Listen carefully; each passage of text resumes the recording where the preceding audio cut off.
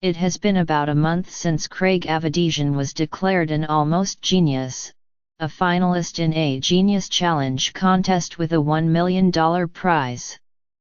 Whatever else is going on in the right and left hemispheres of his brain, the designation has not sunk in yet, he said. Here's a guy, a solo lawyer, who thought he had an idea, and I got this far, he said. It was David versus Goliath, and David got heard. That's the essence of it. Mr. Avedisian, 54, is not one of those disheveled-looking Nobel Prize types who has tramped around an Ivy League campus the way Albert Einstein or John F. Nash Jr., of a beautiful mind, did. He is stylish and looks trim in a dark suit, a crisp white shirt and a carefully knotted tie. A commercial litigator, he lives on the Upper East Side of Manhattan. Unlike Beethoven, he does not complain of a wretched existence. Nor does he have Beethoven's maladies: no abdominal pain, digestive trouble, chronic bronchitis, repulsive body odors or bad breath. And of course Beethoven had the hearing problem. Mr.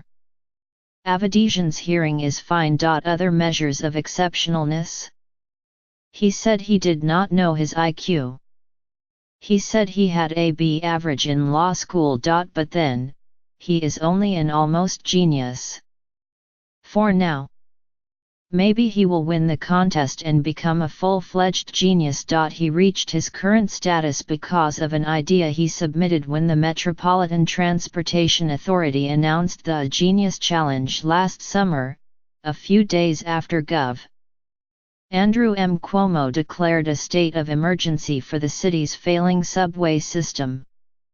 By the agency's count, Mr. Avedisian's was one of 438 entries from 23 countries. The Genius Challenge has 11 judges, including Joseph J. Lhota, the chairman of the Transit Authority, and Patrick J. Foy, the president.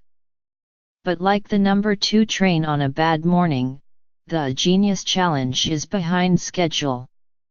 The authority said when it announced the contest that it would name the finalists last October and the winners by the end of 2017. It took until last month to narrow the field and release the names of 19 finalists in 3 categories.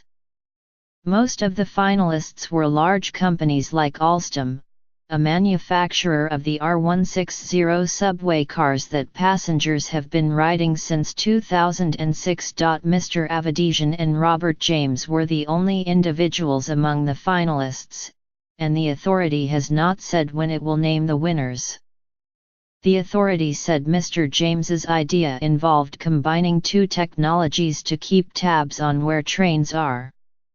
This would help control things up and down subway lines. As for Mr. Avedisian, he said his idea could expand capacity on subway trains by 40% on average and by 65% on some trains. He called it simple and user-friendly.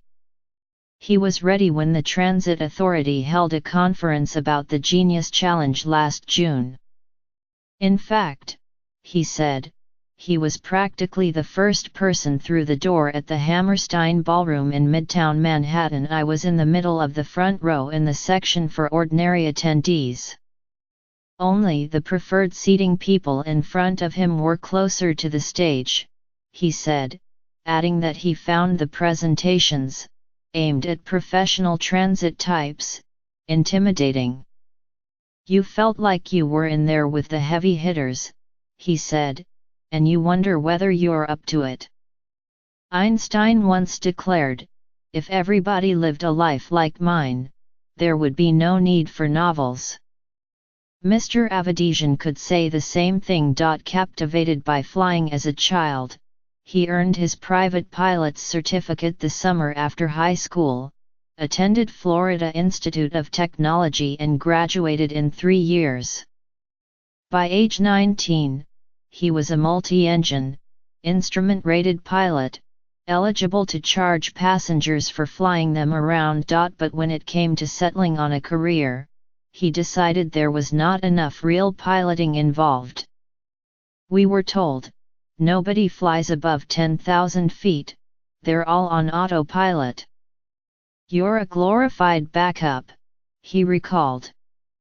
Whatever romance was left in commercial aviation, the jet engine killed.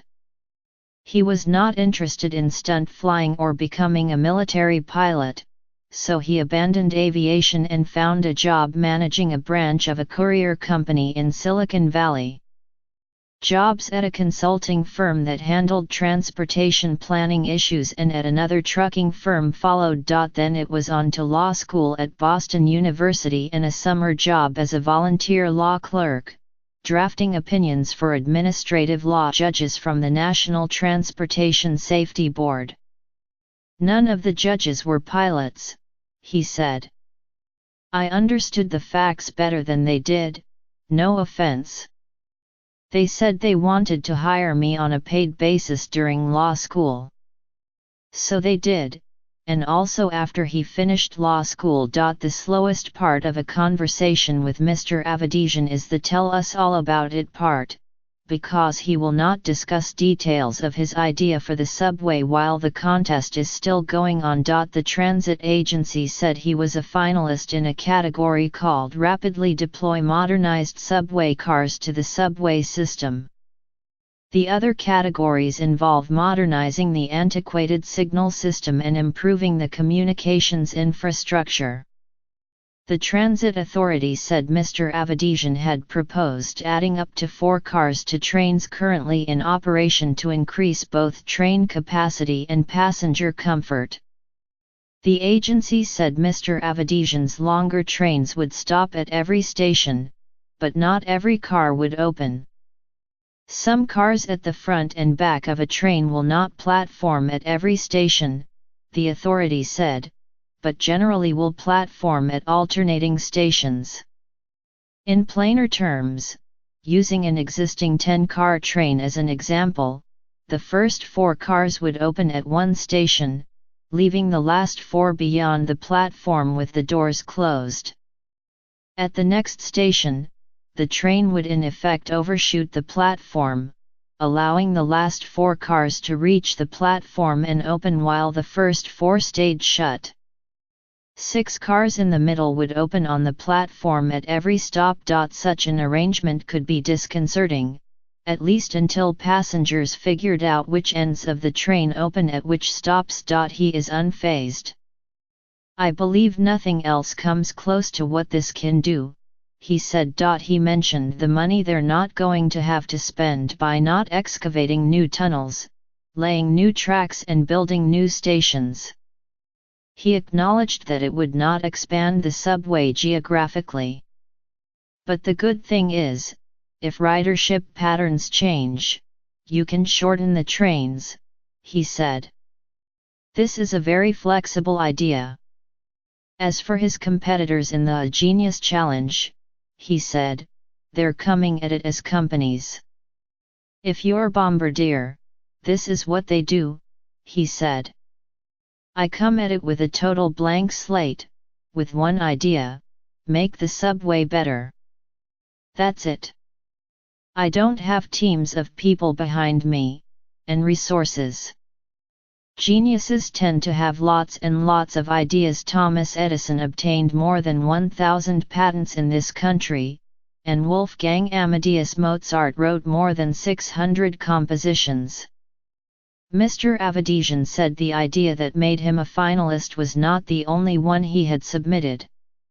He would not discuss the details, except to say that the one in the finals was the less creative one. In retrospect, he said, it is the one that's more beneficial and more practical.